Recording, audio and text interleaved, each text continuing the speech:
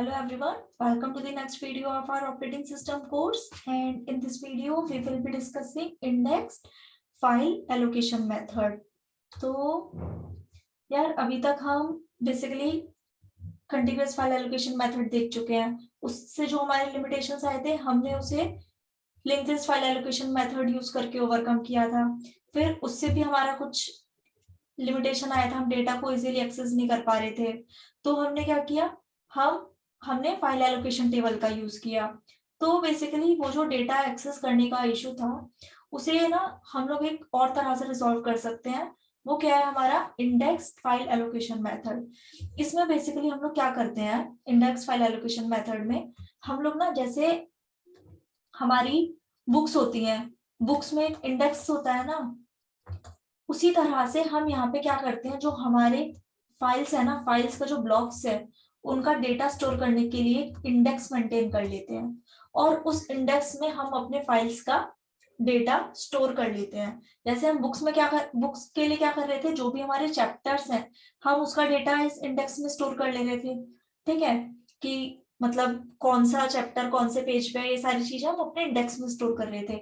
यहाँ पे क्या कर रहे हैं, जो हमारी फाइल्स है इसका कौन सा ब्लॉक कौन सी पोजीशन पे है ये हम इंडेक्स पे बेसिकली इंडेक्स पे स्टोर कर ले रहे हैं। कैसे करते हैं, एग्जांपल के थ्रू देखते हैं। ये हमारा basically index file allocation method का एग्जांपल है। इसमें क्या है, ये मेरे पास बेसिकली डायरेक्टरी है। ठीक है, डायरेक्टरी में मैंने क्या रखा, मैंने रखा अपना फाइल, ढंग से बना लेते हैं, चलो कोई, मैंने यहाँ पे रखा अपना फाइल का नाम और इंडेक्स ब्लॉक। ठीक है, इंडेक्स ब्लॉक क्या है मैं बताती हूँ। देखो है क्या, मेरे पास मेरी जो न्यू नाम की फाइल है उसका एक इंडेक्स ब्लॉक है 19th पोजीशन पे। 19th पोजीशन पे मतलब डिस्क की 19th पोजीशन पे मैंने अपने इंडेक्स ब्लॉक को स्टोर किया हुआ है। ठीक है, अब उस इंडेक्स ब्लॉक में मैं क्या कर रही हूँ, जो मेरा ये इंडेक्स ब्लॉक है ना 19th पोजीशन पे जो ये स्टोर्ड है, इस पे मैंने ना अपने फाइल के ब्लॉक्स की इंफॉर्मेशन को स्टोर किया है। क्या किया है मैंने, जैसे जो मेरा ब्लॉक है वो फाइल है वो अलग अलग ब्लॉक्स में डिवाइडेड है। तो मैं क्या कर रही हूँ, मैं इस इंडेक्स में वो इंफॉर्मेशन स्टोर कर ले रही हूँ कि मेरा कौन सा ब्लॉक कौन सी पोजीशन पे। जैसे इस 19th, ये 19th ब्लॉक क्या इंफॉर्मेशन स्टोर कर रहा है, उसने स्टोर किया है 4, 16, 1, 5। तो मेरे को उससे क्या पता चल रहा है कि मेरा फर्स्ट ब्लॉक 4th पोजीशन पे है, सेकंड ब्लॉक 16th पोजीशन पे है, थर्ड ब्लॉक 1st पोजीशन पे है। यही है ना, यही जो मेरा 19th ब्लॉक है बेसिकली वो इसी सब एलोकेटेड ब्लॉक्स को मैप कर को पॉइंट कर रहा है।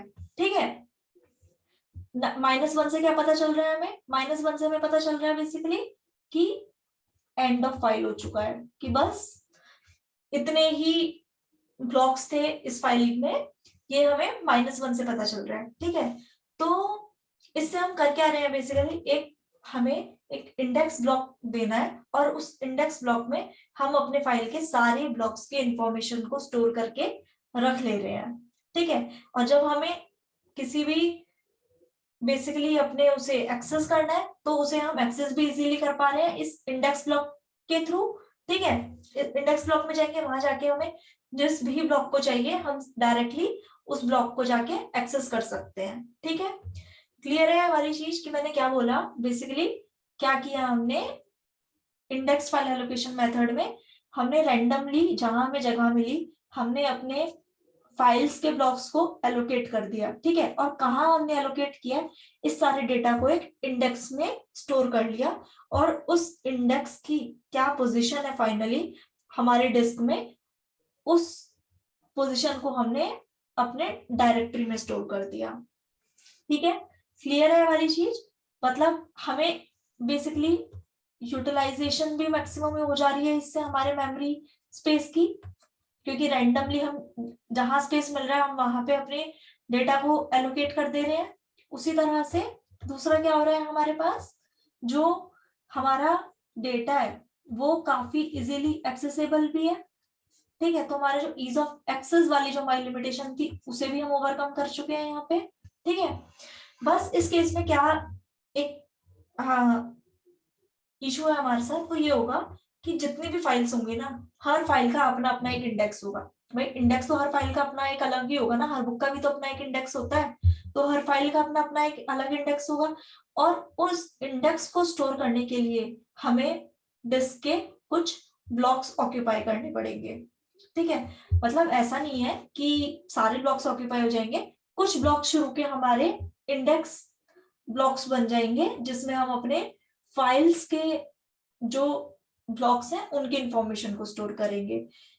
एक और चीज हो सकती है, माइट भी ऐसा हो जाए कोई मेरी फाइल है, उसका इंडेक्स जो है वो इतना ज्यादा बड़ा बन गया कि वो इंडेक्स का साइज मेरे एक ब्लॉक से के साइज से बड़ा हो गया, तो उस केस में क्या होगा, उस केस में जो हमारा इंडेक्स है हमें उस इंडेक्स को भी डिवाइड करना पड़ सकता है। ठीक है, माइट भी मैं 2 या 3 ब्लॉक में अपने उस इंडेक्स को स्टोर कर रही हूँ, तो उस केस में क्या होगा, मेरे जो ये ब्लॉक्स ऑक्यूपाई कर रहा है जो मेरा इंडेक्स है वो और ज्यादा बढ़ जाएगा।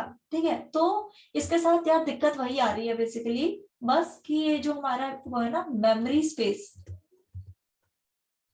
वो ऑक्यूपाई करेगा। ठीक है, मतलब मल्टी लेवल इंडेक्सिंग भी हो सकती है, जैसे मैंने बताया कि भाई इंडेक्स को हमें और पार्टीशंस में डिवाइड करना पड़ जाए, इंडेक्स का साइज बढ़ जाए, तो ये लिमिटेशंस हमारे इंडेक्स बेस्ड टेबल के साथ आ रहे हैं। बट जो मेजर जो हमारे पैरामीटर्स से जज करने के कि यूटिलाइजेशन हमारे डिस्क की अच्छे से हो पा रही है या नहीं हो पा रही, या फिर जो हमारा इजीली जो डेटा है जो हमने स्टोर करवाया वो इजीली एक्सेसिबल है या नहीं है, उस पैरामीटर पे हमारा जो इंडेक्स फाइल एलोकेशन मेथड है वो उन दोनों पैरामीटर्स पे एकदम सक्सेसफुल रहता है। ठीक है, क्लियर है ये वाली चीज कि इंडेक्स फाइल एलोकेशन मेथड क्या था हमारा। शुरू से अगर हम एक बार इसमें थोड़ा सा रिकैप कर लें तो यही था हमारे पास। सबसे पहले हमारे पास क्या आया, कंटिन्यूअस फाइल एलोकेशन मेथड आया। कंटिन्यूअस में मैंने क्या किया, मैंने एक साथ सारे ब्लॉक्स को एलोकेट करने की कोशिश करी, पर वहां मेरा फ्रेगमेंटेशन का इशू आ गया। फ्रेगमेंटेशन के इशू को रिजोल्व करने के लिए हमने link list file allocation method लेकर आए। ठीक है, लिंक लिस्ट लेकर आए। लिंक लिस्ट में हमारा जो डेटा था वो इजीली एक्सेसिबल नहीं हो पा रहा था। ठीक है, अब जब हमारा डेटा इजीली एक्सेसिबल नहीं था, उसे हमने एक्सेसिबल बनाने के लिए 2 तरीके यूज करे। एक हमने फाइल एलोकेशन टेबल का यूज किया, दूसरा हमने इंडेक्स्ड फाइल एलोकेशन मेथड का यूज किया। ठीक है, इन दोनों तरह से हमारा फ्रेगमेंटेशन का इशू भी रिजॉल्व हो गया और हमारा डेटा भी इजीली एक्सेसिबल हो गया। ठीक है, आई होप क्लियर हो गया सबको ये वाला फाइल एलोकेशन मेथड का पार्ट। आगे मिलेंगे फिर, थैंक यू।